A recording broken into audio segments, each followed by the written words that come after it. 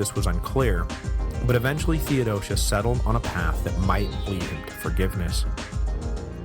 Leaving his imperial finery behind, Theodosius came down to Ambrose's church and proceeded to spend the next few months engaged in a mixture of prayer and groveling. As fall turned to winter 390, the emperor's running display of fealty to the church finally convinced Ambrose that Theodosius could now be forgiven in the eyes of the Lord. I'm sure that the imperial promise to adopt stricter anti-pagan policies had nothing at all to do with Ambrose finally deciding to save Theodosius' soul from its impending doom.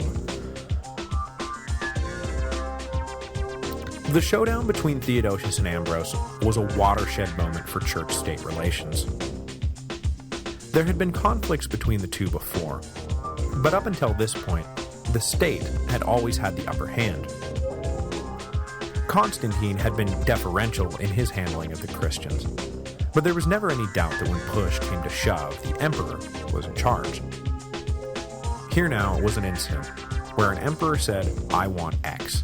The church said, "You cannot have X," and the church, amazingly, won out. As I said when I introduced Ambrose, had it not been for the bishop's kind of insane degree of self-confidence, it is possible that the Christian church would have remained forever the junior partner in the church-state alliance. But Ambrose's resolve laid an enormously important precedent. Emperors and kings had power on earth, but the church controlled the fate of the... Now it should be noted that Theodosius' religious temperament played its own critical part in the laying of this precedent. Had he been the kind of ruler who only paid lip service to Christianity, it would not be hard to picture him simply tossing Ambrose out on his butt and installing a more agreeable bishop in his place. But Theodosius appears to have believed in Ambrose's power as God's representative on earth, and it was this belief that proved decisive during the showdown over the Thessalonica massacre. Now, did this mean that every subsequent temporal ruler would now feel obligated to bow to the church? Not by a long shot. But it did mean that some of them would.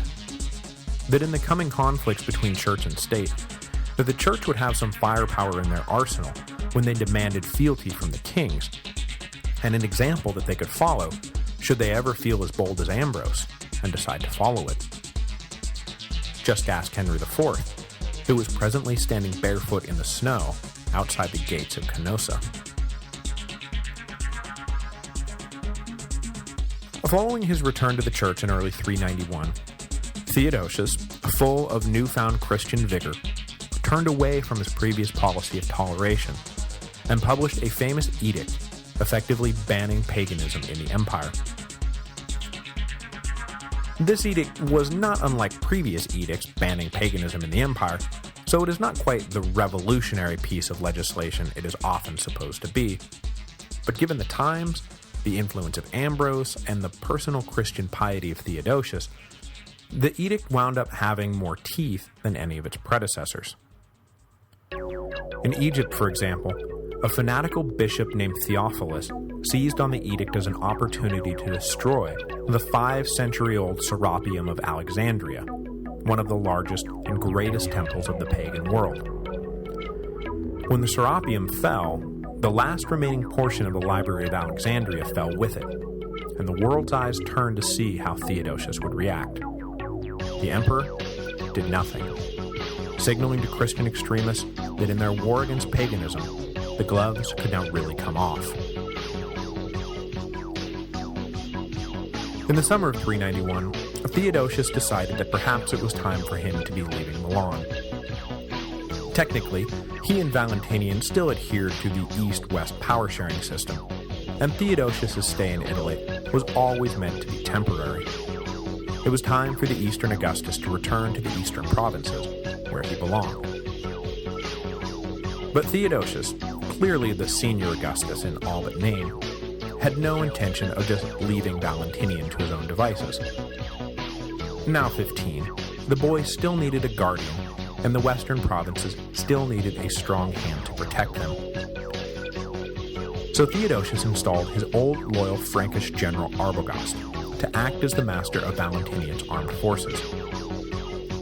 Not only did Theodosius have complete confidence in Arbogast's ability as a soldier, but he also had complete confidence in Arbogast's ultimate loyalty to him rather than young Valentinian, something which might prove useful someday down the road. Plus, as a Frank, Arbogast was not eligible to ever become emperor himself, so Theodosius would not have to worry about some Maximus-esque usurpation going on. It all added up to the same thing. Leaving Arbogast in charge of the military meant Theodosius would never again have to worry about marching west to fight a civil war. Next week, you guessed it, less than a year after heading back to Constantinople, Valentinian II will be dead, Arbogast will be in revolt, and Theodosius will once again find himself marching west to fight a civil war.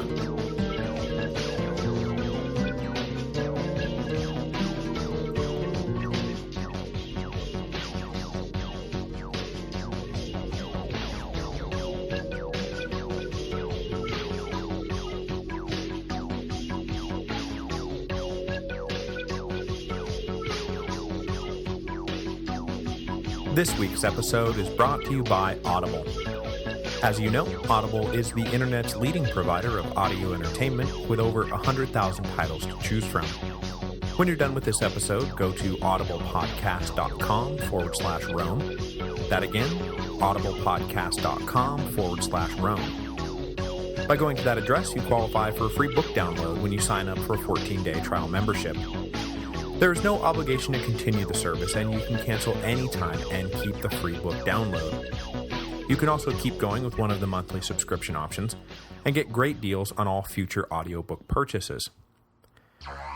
This week, I am going to go with a recommendation from listener David, the Warrior of Rome series by Harry Sidebottom, a series of fiction books set in the chaotic years of the 3rd century. This recommendation comes seconded by listener Ben Nicholson, who I just so happen to know is an excellent judge of quality authorship, so you can't possibly go wrong. Just remember to go to audiblepodcast.com/Rome so that they know who sent you.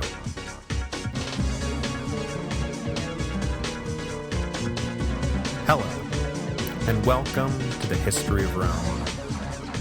Episode 158, An Imperial Suicide. So, yeah, sorry about last week. I forgot to leave time in my schedule for an emergency appendectomy, so the show had to be tabled. I'm sure this came as a disappointment, but as many of you noted, had this been Roman times, I'd probably be dead right now, so I suppose we should all just count our blessings. I'd personally like to thank the fine people at Seton Medical Center in Austin, Texas, for taking me apart and putting me back together so efficiently. And without further ado, let's get back into this thing. Though I'd like to apologize in advance for this episode being a little shorter than usual, I'm not really back to 100% strength just yet, and decided to scale back my ambitions a bit rather than pushing forward too hard, too fast. Okay, so where the heck were we? Ah yes, Theodosius had just finished doing his penance for ordering the massacre at Thessalonica, and in the early head back to Constantinople. Left behind to govern the western provinces was the now 20-year-old Valentinian II, who had, for a few years now, technically been the senior Augustus of the empire, although he had never even once been treated as such. Even now, totally old enough to be ruling in his own right, Valentinian was still treated as the same powerless figurehead he'd been treated as his whole life. Only now, rather than being dominated by Justina and Ambrose, a new puppet master stepped forward to take over the imperial strings. Arbogast, a Frankish general appointed by Theodosius to command the armies of the west. The general took his role as protector of the western provinces seriously, and took Valentinian's role as emperor not very seriously at all.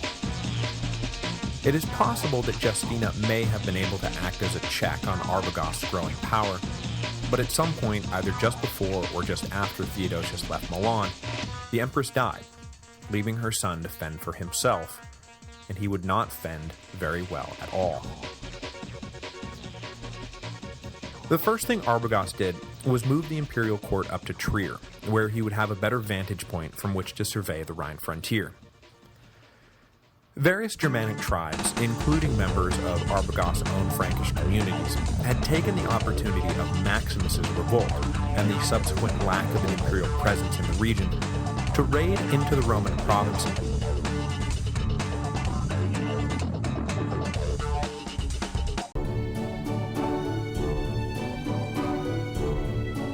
and make off with as much as they could. Despite the general's connection to the tribes of the Lower Rhine, they had overstepped the bounds of propriety and needed to be punished.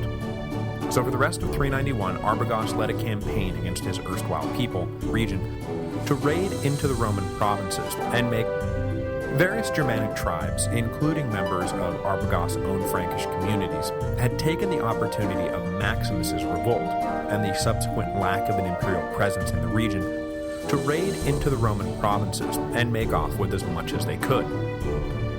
Despite the general's connection to the tribes of the Lower Rhine, they had overstepped the bounds of propriety and needed to be punished. So for the rest of 391, Arbogast led a campaign against his erstwhile people, and by all accounts, whipped them back into place pretty quick. This battlefield success led to Arbogast's growing sense of entitlement, and his ego began to run away with him. Although, it's not like he didn't have good reason to be arrogant. Here he was, a seasoned and decorated general, personally appointed by Theodosius to run the military of the entire Western Empire.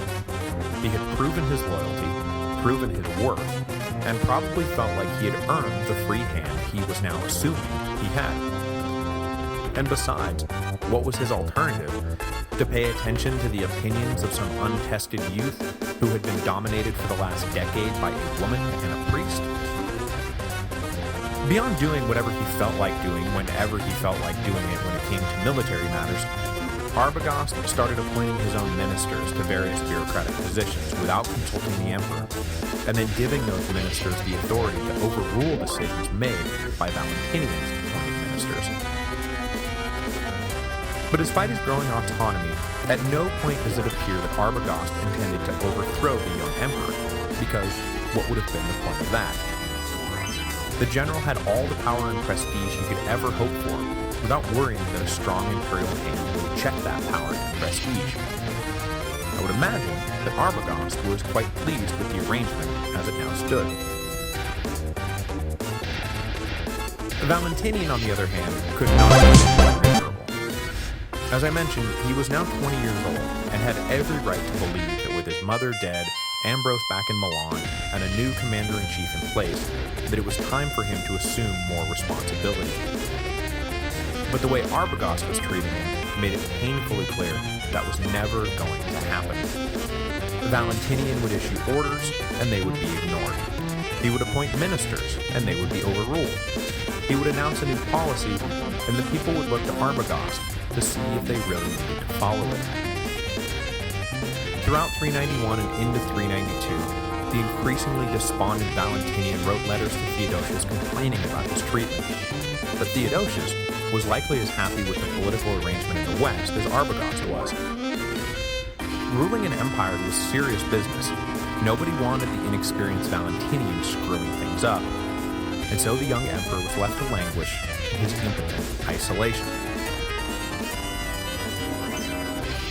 Had he played his hand a little smarter, Arbogast might have been able to maintain this dynamic more or less indefinitely. He had Theodosius' full support, and Valentinian had, well,